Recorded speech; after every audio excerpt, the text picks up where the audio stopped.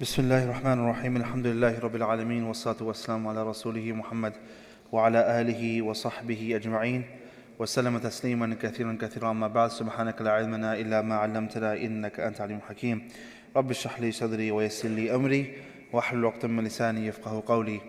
So inshallah before we get to the Sahaba, we have covered the wives of Rasulullah sallallahu alaihi wasallam. We have covered the children of Rasulullah sallallahu alaihi wasallam, and now before we get to the Sahaba, we are going to be briefly covering the caretakers of Rasulullah sallallahu alaihi wasallam, the 4 women who took care of Rasulullah sallallahu alaihi wasallam.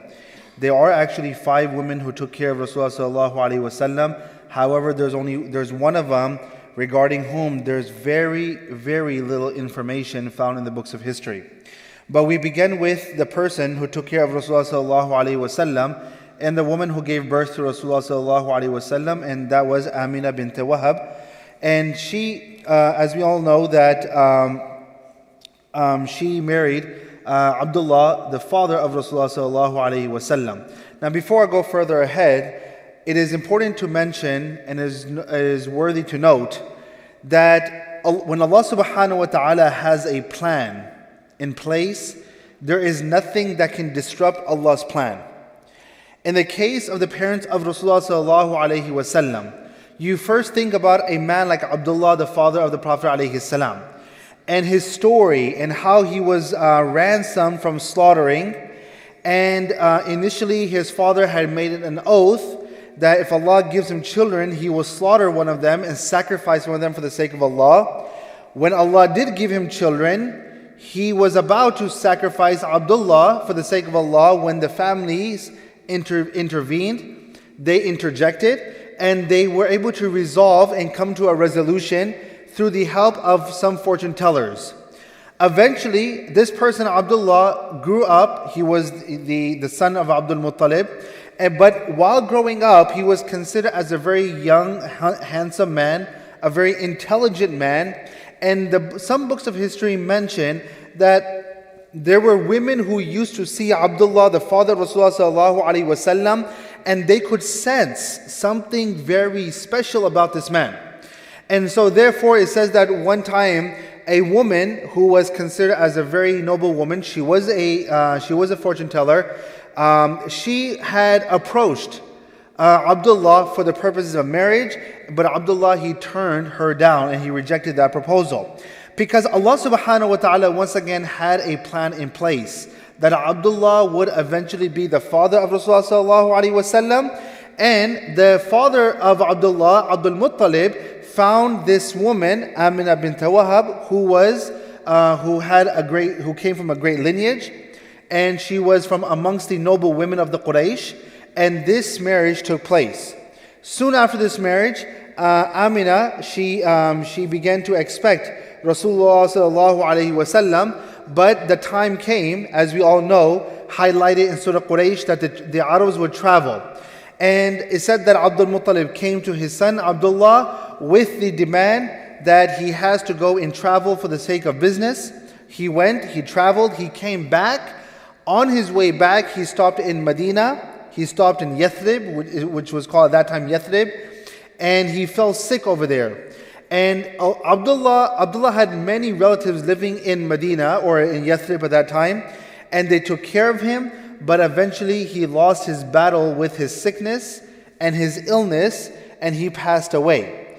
Now, at that time, this was a very big distress upon Abdul Muttalib, upon Aminah, and I'll talk about this next time in our next segment when we talk about Ayman or Baraka. She was one of the women, the young girls living with Rasulullah sallallahu alaihi wasallam, taking care of Rasulullah sallallahu alaihi wasallam. She lived with Abdullah and Aminah, and she says herself that when Aminah heard this, she became extremely emotional, because she was emotional, number one, that she lost her husband, but she was also emotional, and she was thinking about her child, that here, my child has not even come into this world, and he has already lost his father.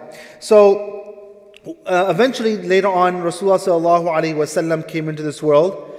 It was, of course, we all know that this day is considered as a day that we don't generally celebrate in our Islamic calendar, but we do recognize that this is the day in our Islamic calendar. One person came to Rasulullah sallallahu alaihi wasallam and asked him that why do we fast on Mondays? This is a hadith in Sahih Muslim. The Prophet sallallahu alaihi wasallam, he said that because this is the day I was born.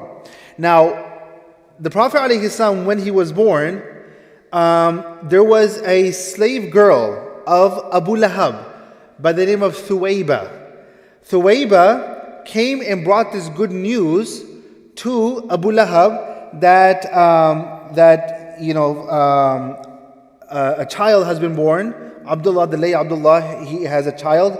And when he heard this news, he was so happy that he freed Thuwayba. Now, it said at that time, Abdul Muttalib also came, the grandfather of Rasulullah sallallahu alaihi wasallam, took Rasulullah sallallahu alaihi wasallam all the way to the Haram, to the Kaaba, and named him Muhammad, the one who is praised. It said that the very first one to feed Muhammad sallallahu alaihi wasallam and to breastfeed Rasulullah sallallahu alaihi wasallam was Thuwayba. And once again, this woman, she was the ex-slave girl of Abu Lahab. But it says that soon after that she left, and there is no more information that is found in the life of Rasulullah sallallahu alaihi wasallam about Thuwayba. Nonetheless, without going into details about what happened after that and how Halima as-Sa'diyah came into the picture, we know that there was a time later on that Halima as-Sa'diyah, while taking care of Rasulullah sallallahu alaihi wasallam, she came back to Mecca. She returned Rasulullah sallallahu alaihi wasallam. Initially, the agreement and the contract, or the terms of the contract, were 2 years.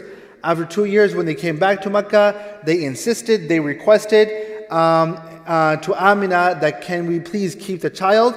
She accepted their request, and another agreement was made. However, there was an incident, without going into great detail, that the chest of Rasulullah sallallahu alaihi wasallam was cut open. The heart of Rasulullah sallallahu alaihi wasallam was taken out, and it was washed and returned back and put back in its original place. This incident was a big shock to Halima as-Sa'diyah. She did not want to jeopardize the safety of Rasulullah sallallahu alaihi wasallam, knowing very well that this child is a very special and unique child. So they came back all the way to Mecca to return the child. And at that time, they asked her that, the mother of Rasulullah sallallahu alaihi wasallam asked that you wanted to keep him, now you are returning and you are insisting on me keeping the child. And that is when she said to Halima as-Sa'diyah that if you're thinking that shaitan will come close to my child, there's absolutely no way that shaitan will come to my child or even come close to my child. And then she began to say that what a woman generally goes through during the 9 months of pregnancy, I never experienced a single bit of that. The pain that an average woman experiences, I never experienced any pain when I was carrying Rasulullah sallallahu alaihi wasallam in my womb. But not only that, at the time of delivery, that process is a very difficult process.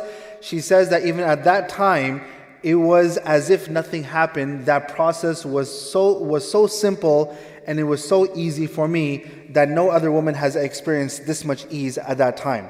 And once again, this is because it was Rasulullah sallallahu alaihi wasallam. At the age of 6, the Prophet sallallahu alaihi wasallam traveled with his mother to Yathrib to visit the relatives of his late father Abdullah. And once Aminah went over there, she also fell sick. She was trying to return back home. Now there's a story behind this mentioned in Ibn Kathir, that what was the rush?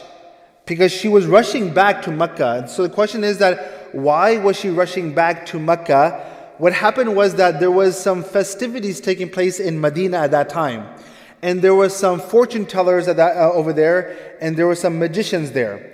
And it said that majority of these people who were the fortune tellers or the magicians, they were from the Jewish descent. And the people of Bani Israel, they know very well that a prophet is supposed to come. The next prophet is supposed to come. What happened is mentioned in some books of history, that when Aminah took her child, Muhammad, young Muhammad, and remember, at that time, even Muhammad sallallahu alaihi wasallam was not referred to as Muhammad. He was generally referred to as Ahmad. He was generally referred to as Ahmad. When Aminah took her son to these places, it said that when Rasulullah sallallahu alaihi wasallam would ever travel or he would ever walk by one of these people, their ability to either or their skill set that they had as a fortune teller or as a magician would fall short just because Muhammad would walk past them. The effect of Muhammad sallallahu alaihi wasallam was so much. So it said that these people, they became